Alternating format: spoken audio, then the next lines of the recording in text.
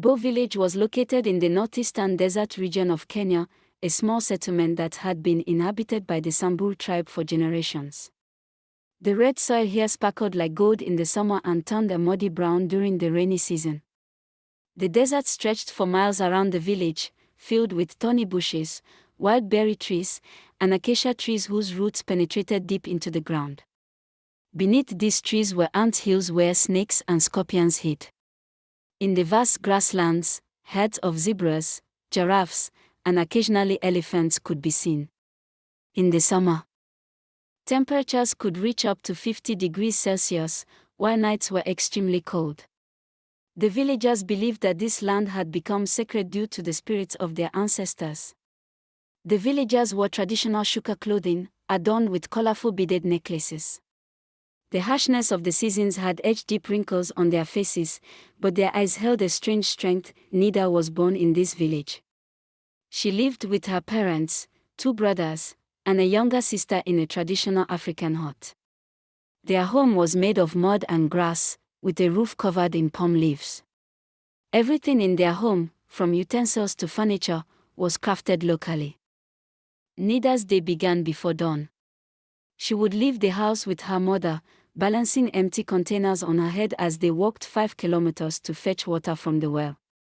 The water from the well was often muddy but drinkable. On the way back, Nida would take the goats out to graze.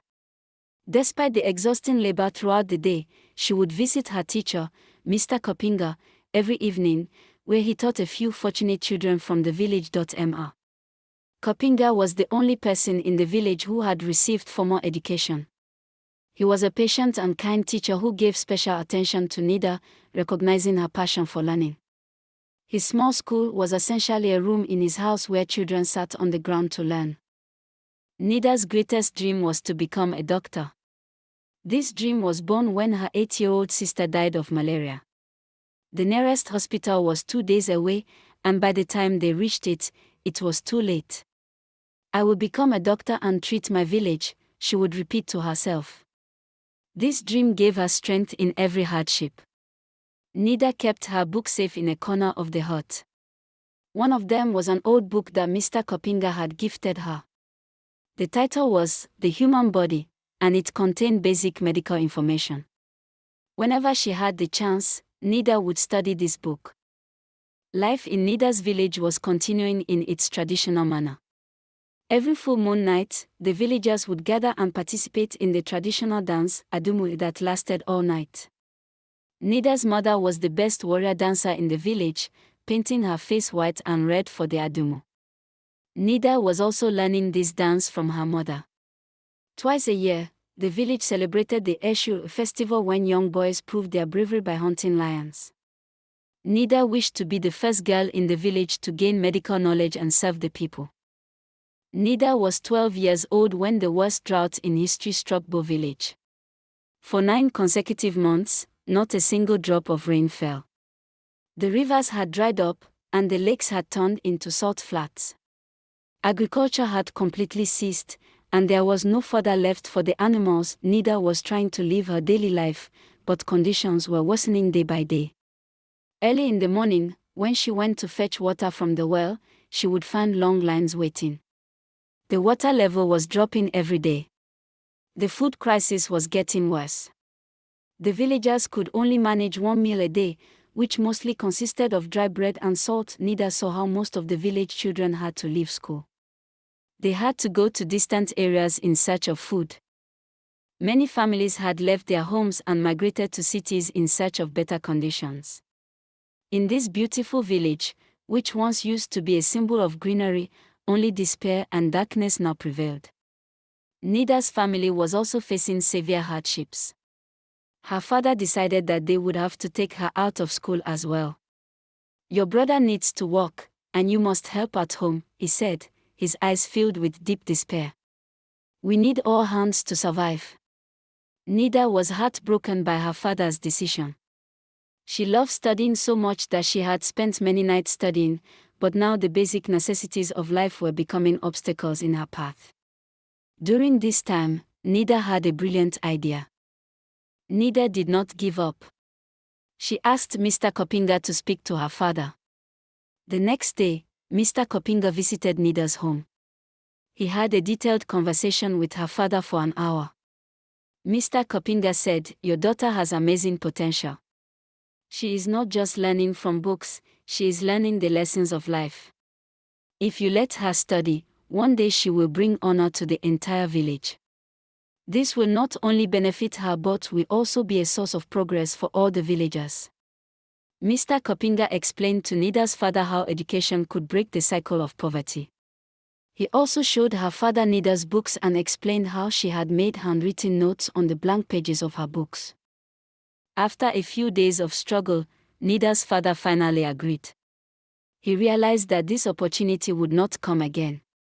Nida worked during the day and studied at night. In the dim light of the lamp, she spent all her time studying. They knew how precious this opportunity was for her. With the help of her teacher, Nida devised a plan.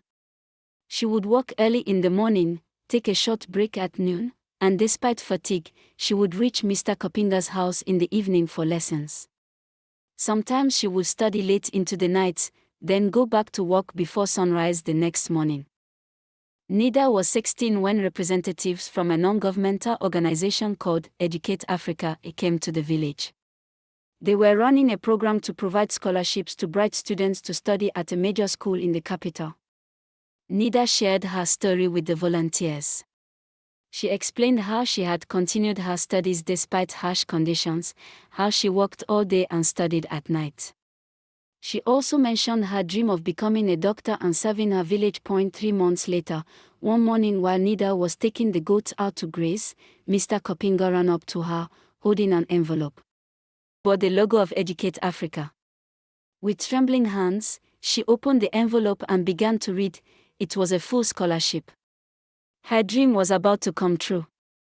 But this joy soon turned into despair when she realized she would have to leave her village, her culture, and her loved ones to go to a completely foreign place. The villagers organized a farewell ceremony for her, where the elders blessed her by applying sacred ash to her forehead. Her mother placed a special beaded necklace around her neck that had been passed down through generations. As she was leaving, her father gave her a traditional Samburu dagger and said, "This is your identity, always keep it with you." The buildings of Nairobi were like dreams for Nida. Everything here was new, strange, and frightening. She had never seen so many vehicles in her entire village. On the first day of school, Nida realized how far behind she was compared to the other students. Many subjects that were easy for other students were completely new to her. She saw a computer for the first time, but Nida did not lose heart. She studied late into the night in the school library. When other students went home for holidays, she stayed at school to study more. Her teachers noticed her dedication and helped her. 6 months later, Nida not only surpassed all her classmates but also secured the top position in her class. After 8 years of hard work, Nida graduated from medical school.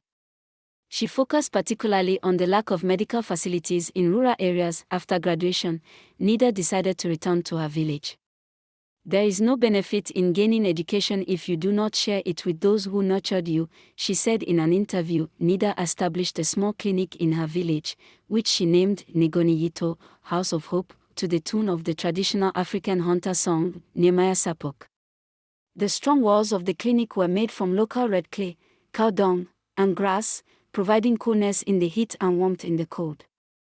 The roof was covered with dried palm leaves, expertly arranged by skilled craftsmen. Initially, resources were extremely limited. She had only an old stethoscope, some basic medicines, and a wooden model of an ambulance. She often used local herbs like makua, nosha, and kelenkila, which her grandmother had taught her.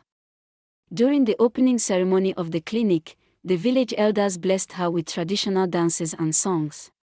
When her story was published in newspapers, international donations began to pour in. Local tribal leaders also supported her project. Today, Nida's clinic serves not only her village but also over 20,000 people from 10 surrounding villages. She pays special attention to pregnant women and newborns.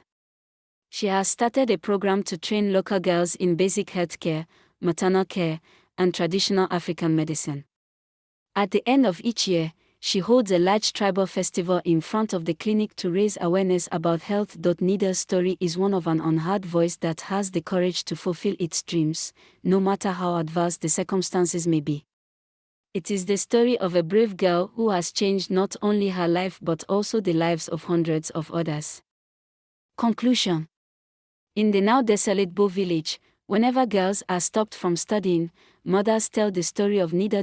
As long as there is determination in a person's heart, no distance, no lack, and no adverse circumstances can stop their dreams from coming true.